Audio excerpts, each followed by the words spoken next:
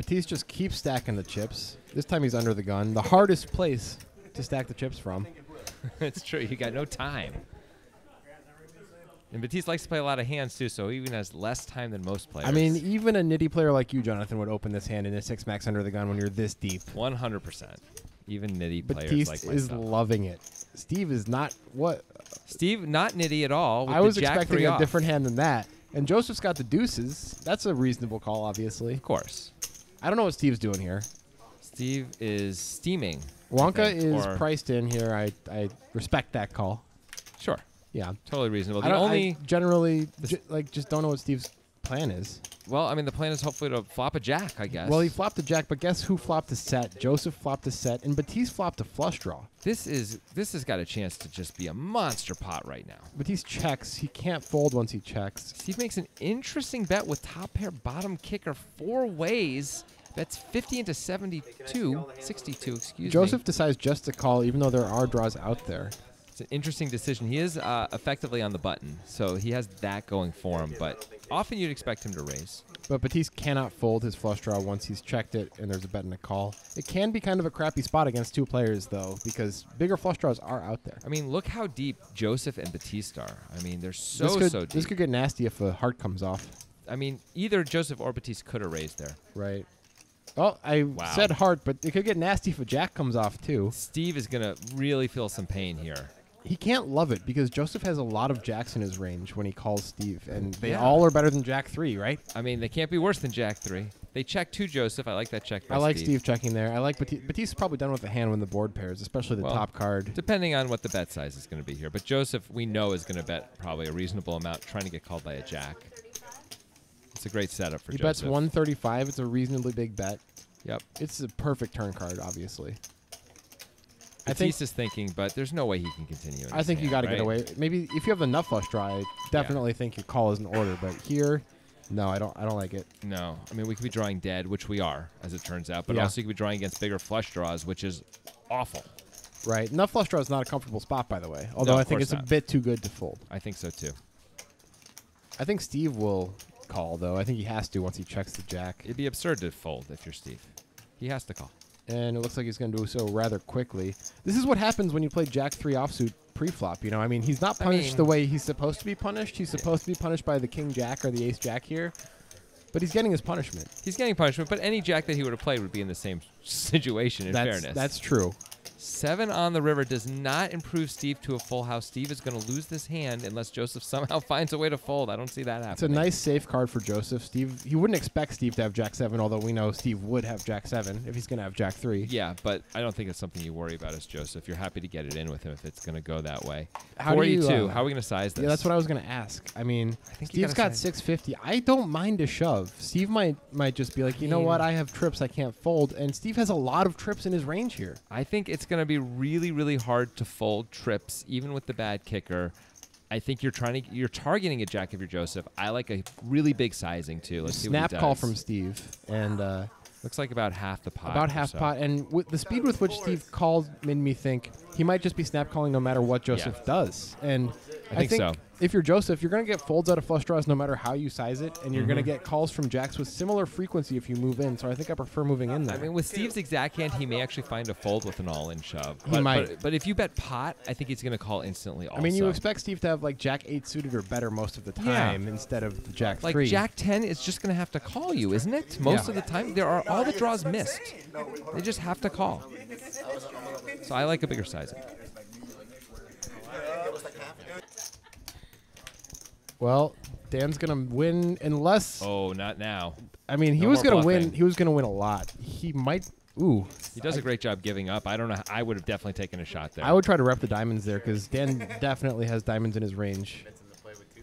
But Joseph makes a value bet, but it's over. Unless Dan decides to turn his hand into a bluff, but that is not the Dan Digital way.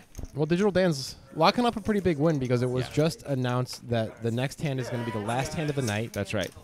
I can guarantee that Batiste is going to play this hand.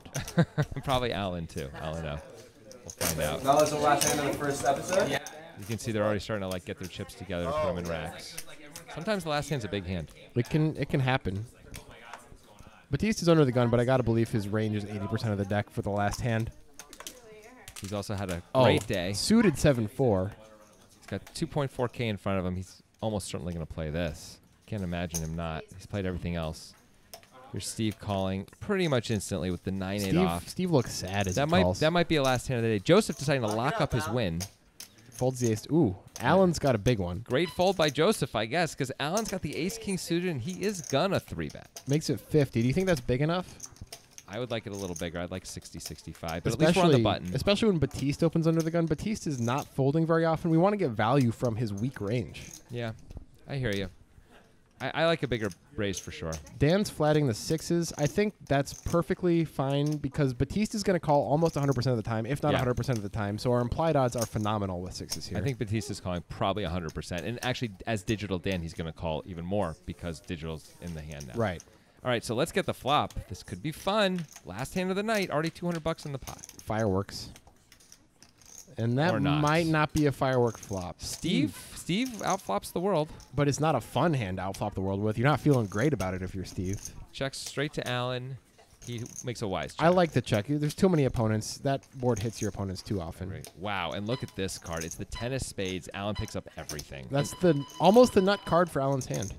Steve, by the way, improves to an open-ended straight draw along with a pair of 9s. He has the best hand and a good draw himself. He does, although a queen is not that good for him. No, that's true. Batiste had a gut shot. He thought about it. He wanted to take a stab there. Steve can reasonably bet or check here, I think. I think betting's okay. Nobody bet the flop. I guess there are 10s in some of your opponent's ranges, but there's 3 opponents. We also have the escape valve of the open-ender. Yeah, it's fine. Also, we don't have to put a lot of money in here just because we bet. Now, this is the more interesting decision, though. Yeah. Do we call or do we raise as Alan? Because we can't fold, obviously. Steve has $277 behind. We have to decide what is our goal here. Is our goal to try and get some of that Digital Dan and Batiste money, or is our goal to try and take down the pot right now, and we're okay if we end up getting in against Steve? What are we doing I take option A there. I like option A better. I think we want to call and get the other guys in there if we can because our hand isn't afraid of multiple opponents. Yeah. We want multiple opponents. Agreed. So I think calling is best. We can also see that all of Alan's outs are good, including the ace and the king. It's kind of an amazing spot. He's 39%, even though he has ace high right now and is behind. And it's better to be 39% 4 ways than heads up. So yeah. So he was hoping for some calls there, but he's going to have to just hope to get there on the river. Still 39%. Oh. There it is. There it is. Bank. Well, it's going to be hard to get paid. No, Steve can't really be loving life right now. This is the downside of not raising is you don't get all of Steve's stack usually in this. Steve verbally checks there. Here's Alan. I think there's nothing to do but move in with Steve's stack. We have less than a pot effective here. We have the nuts. We could bet small to try and get called by like 1 pair, but I think you just move in. Steve would probably have moved in with 2 pair, but Steve has a lot of jacks in his range the way he played the hand, and it's going to be hard to get away from those. I don't know with this spades. Alan moves in. There it is. Let's see what Steve does. Well, I mean, Steve's going to have to fold. Alan's not getting paid here, but at least he's going to win over a 1K pot to end the night. I know it looks like Steve is thinking, but Steve usually takes a little while before he folds, so don't think this means anything, people. Although I don't know. It's been long enough now. He usually is folded by now. What can he think? What can he be thinking? He looks pretty skeptical. If I was going to name that look on his face, I'd call it skepticism. Okay, here's the question Steve has to answer. What can I beat? 2 8s that are turning into a bluff. Ace queen. We block 2 8s. That makes it tough. And it has to be ace queen, not of spades, by the way. Alan has to have decided to 3-bet ace queen also on the last hand of the night on the button. I'm not sure he would have even done that. Yeah, he might not have. He might not have 3-bet 2 8s either. I'm not sure there's anything we can beat. The spade coming in really kills all of our wins, I think. I think we just have to let go of this one, even though it is the last hand. We don't want to lose the last pot. Yeah, he's thinking about it, though. Oh, man, I think he's going to put the chips in. That looks like the body language of a guy who's going to put the chips in. He's counting it up. Maybe he wants to see if it's worth going home with this $277 once he realizes how much it is. You know, you can buy a few things with $277. You can go to a really nice dinner and get pretty drunk on $277. I mean, a real nice dinner. Whoa! I thought he was going with it right there. I think this is a bad call if he makes it. I don't think we can call here against Alan's range. Alan has. He can't call. It's just hard to think. Oh, he called. He called. He called. Well, that's just backdoor right into it. God, nice hand, brother. Nice hand. God dang it, that's what I was putting on my ace king, right? It's like hoping you wouldn't have the. Yeah, he said he put him on his king. Steve takes it well. He's a nice guy. I got to give him a lot of credit. That's a tough one, but he seems just to enjoy the spectacle of poker. And it's Alan, oh yes, for the end of the night.